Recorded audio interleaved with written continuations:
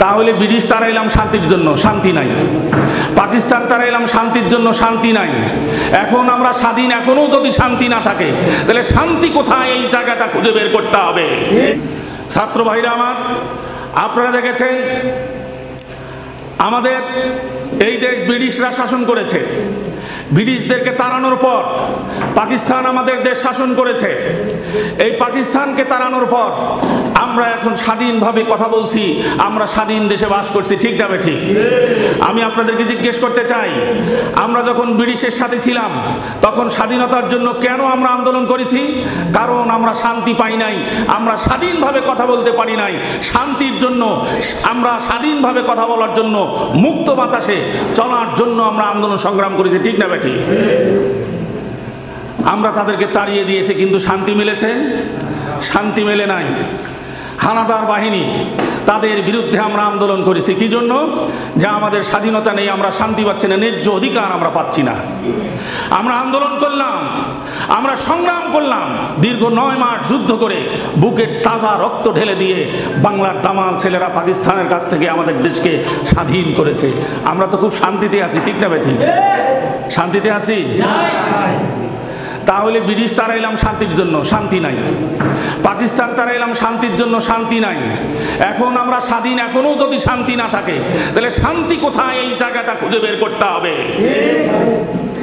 মানব রচিত মতবাদ মানুষকে শান্তি দিতে পারে না। মানুষের নিজস্ব চিন্তা চেতনায় পরিচালিত কোন সমাজ, কোন রাষ্ট্র মানুষকে শান্তি দিতে পারে না। শান্তি একমাত্র দিতে পারে কে? মহান রব্বুল আলামিন। একমাত্র কোরআনকে যদি আমরা সংবিধান হিসেবে আমাদের দেশে প্রতিষ্ঠিত করতে পারি, এই কোরআনে মানুষকে শান্তি দিতে পারে।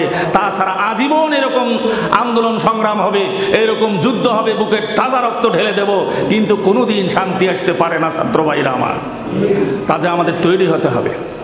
আমরা অল্প সংখ্যক, সংখ্যার দিক থেকে বিজয় আসে না, এখলাসের দিক দিয়ে বিজয় আসে।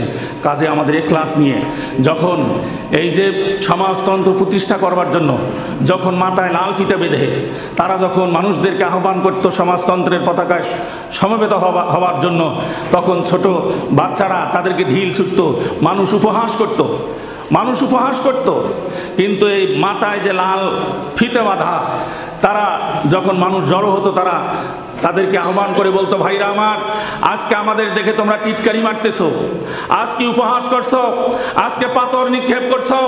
সেই দিন বেশি দূরে নয় যেই দিন এই লাল ফিতা, লাল পতাকা নেওয়ার জন্য মানুষ জান দেবে। হয় নাই? অর্ধ পৃথিবী শাসন করেছে, প্রতিষ্ঠিত করেছিল তারা সমাজতন্ত্র। এখনো বিশ্বের বহু দেশে আছে, যদি এখন ভঙ্গুর। কাজেই কোন বিজয়ের জন্য, কোন মতবাদকে প্রতিষ্ঠার জন্য এখলাসের দরকার। আমি বিশ্বাস করি ইসলামী ছাত্র আন্দোলনের প্রত্যেকটা ভাই এই এখলাস নিয়ে এগিয়ে যাবে ইনশাআল্লাহ।